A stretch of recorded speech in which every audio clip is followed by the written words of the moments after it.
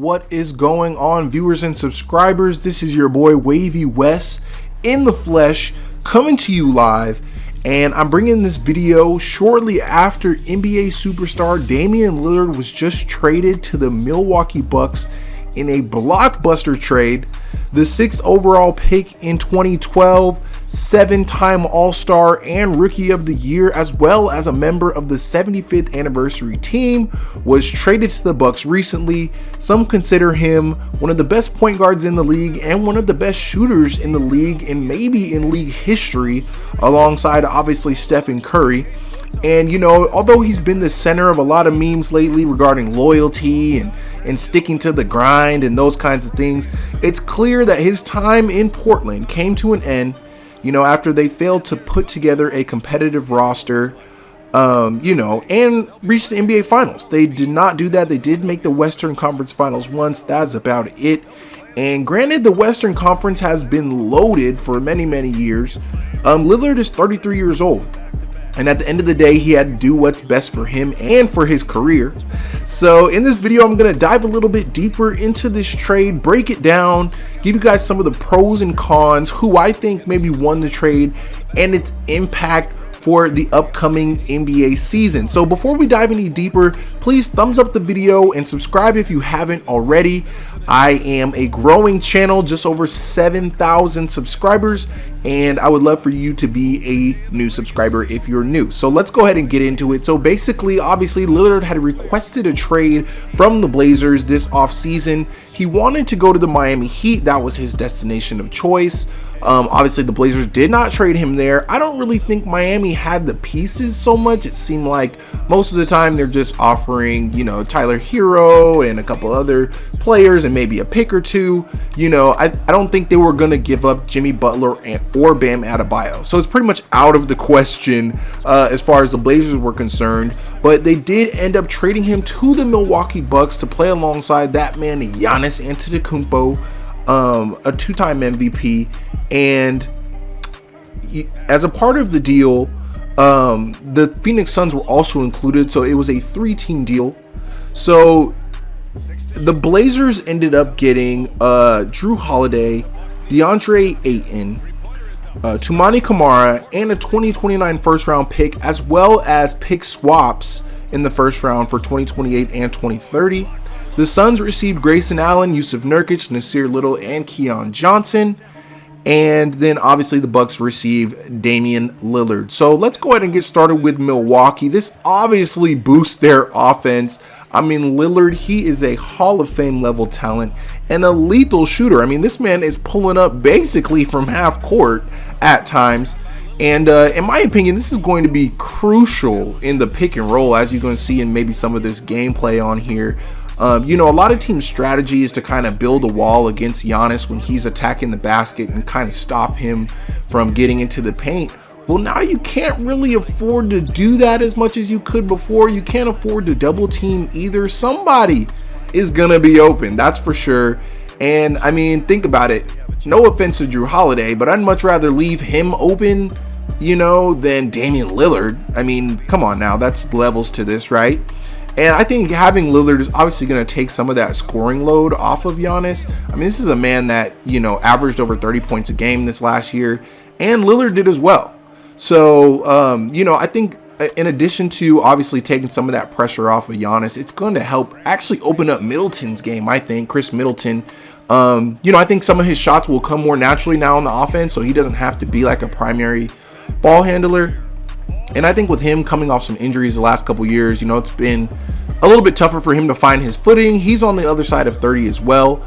But when you play with a guy like Lillard, who's going to space the floor and obviously command a lot of attention, it's going to be a lot easier for him to kind of get into his groove. Now, can he be an effective third option is the question. Because if you have Lillard averaging 30, and Antetokounmpo averaging 30, Middleton can drop 20 something, and they're already going to be, having opportunity basically to win night in and night out. Now, as far as the weakness for this trade for Milwaukee, I think it's clearly in, the defensive side of the ball. their perimeter defense, especially Jrue Holiday. He's one of the best perimeter defenders in the league, and you're going to be basically trading him out for Damian Lillard. So Lillard's going to have to be, fighting around screens and taking on some tougher assignments, which has never necessarily been his strength during his time in the league. Obviously, Holiday is an excellent defender. I think Milwaukee's weakness will probably come as far as like wing defense and also their depth. That was already kind of a question for them last year, and obviously, stars are the ones who command the most attention when the playoff comes, and they're the ones that, take you deeper into the playoffs and things like that. But you still want to have viable scoring options coming off the bench. Hopefully they'll find a way to get their rotations settled down so that they can have either Lillard or Giannis on the court at some point in time. But they definitely don't have that same depth they did last year. Now let's go ahead and get into the Trailblazers. Obviously, like I said, they had received Jrue Holiday and a couple other players and some picks, but they ended up trading Jrue Holiday to the Boston Celtics, and they received Robert Williams, Malcolm Brogdon, and 2 first-round draft picks in 2024 and 2029. So pretty good haul there for Damian Lillard, considering he is 33 years old now.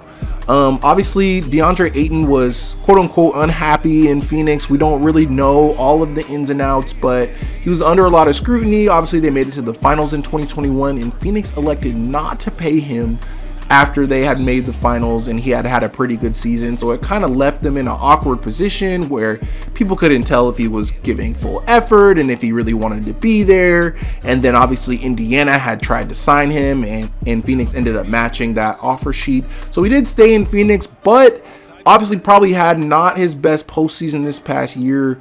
And obviously Nikola Jokic had a great postseason, so that's going to put some more highlight obviously on Ayton. But I think Portland has gotten better defensively. Obviously, they got Robert Williams too, who's one of the best rim protectors in the league, and they have a nice blend of young talent like Scoot Henderson and Anthony Simons to go along with guys with some experience like Brogdon and Ayton and Robert Williams. So I think they also have a good chance to see maybe those first round picks coming in right at the time where their talent is ascending and their chemistry is meshing and their team is a little bit more competitive. I don't think anybody's going to pick them, to win the Western Conference this year, but in another 4 or 5 years, they're going to have a pretty good opportunity. I think Ayton, will have more offensive opportunities now. He won't have to play second or third banana to, obviously Kevin Durant and Booker like he did in Phoenix. And I think that will unlock some more of his potential because he does have some potential on offense. He was a number 1 pick, and that's probably why he has such high expectations. And I also think, we'll see what happens, but I think it's going to be better for him to not be under the spotlight, under so much pressure right away, and he can kind of settle into his role. Now, as for the Phoenix Suns, they get Jusuf Nurkic. That is the main haul they get there, alongside Nasir Little, Grayson Allen, and Keon Johnson. I think for this, some people don't really see this as an upgrade for Phoenix, but Nurkic is a much better passer than Ayton, so there will be times where he'll get the ball. Maybe Booker's getting double teamed, maybe Durant's getting double teamed, and he'll be able to make the correct pass and things like that maybe Ayton wasn't able to do. They also got some good depth pieces behind Booker and Durant, so hopefully maybe one of those guys can step up and score, but they're not really going to need that with Bradley Beal already in the equation. It's just a matter of having some extra bodies and hopefully some guys that are going to do some of the dirty work, since you got Beal, Booker, and Durant, and neither of them are, I would say, like defensive specialists. They're all great at scoring though. So let's be real, Durant, Booker, and Beal, they're going to be taking all the shots anyway, so these guys are pretty much just going to be role players like we kind of expected, and maybe Frank Vogel will be able to unlock some of their talent and potential. We shall see. So lastly, for the Boston Celtics, this is an interesting one, and it honestly might be deserving of its own video. They just traded away Marcus Smart this offseason, and so Holiday coming in is kind of their replacement for him defensively, especially because Smart's obviously a great defender. He won Defensive Player of the Year. They've been looking for a point guard for years now, whether that was Kyrie and that didn't really work out. They brought in Kemba Walker. You know, that didn't really work out. And then they brought in Brogdon, and, you know, that didn't really work out either. So it's going to be nice for them to have a guy like Drew Holiday who can get his own bucket, but he can also, you know, defer to Jason Tatum or Jaylen Brown. You know, hopefully he will bring more flow for their offense instead of kind of that my turn, your turn thing that Jason Tatum and Jaylen Brown have been doing pretty much since they came into the league. You know, he's also going to be a leader for them and bring in some of that championship experience that will greatly help them hopefully get over the hump. You know, it's a great move for them, I think, but I think it also puts into question some of their depth. That was one of Boston's biggest strengths these past few seasons, were that they had so many bodies and they were bringing guys off the bench that were still making them competitive. And, you know, in one offseason, you know, they let go of Smart and they also let go of Grant Williams and Robert Williams. So that is a huge loss, at least for them defensively.